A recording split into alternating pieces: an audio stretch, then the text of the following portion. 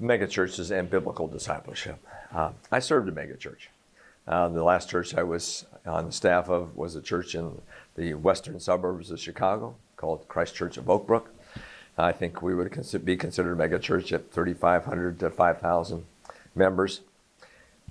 What I would say is that megachurches have a particular challenge in terms of being disciple making, because a lot of the motivation for many people that come to a megachurch is so they can be anonymous.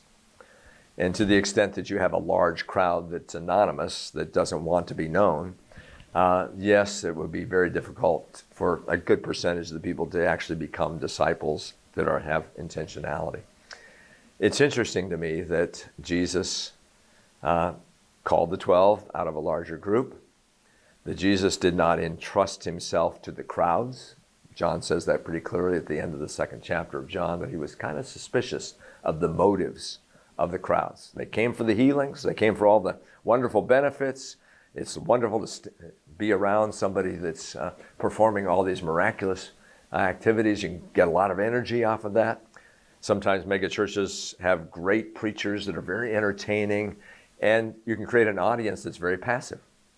So my question to megachurches is, how do you deal with that? How do you handle that? How do you call people to discipleship?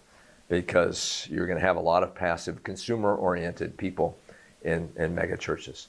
So yes, I think there is a challenge for megachurches to become very focused on getting people intentionally on a journey of discipleship.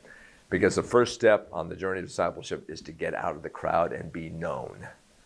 And to the extent that people want to remain anonymous, you might have a nice crowd, but you may have maybe a relatively small percentage of those people that are serious about their faith.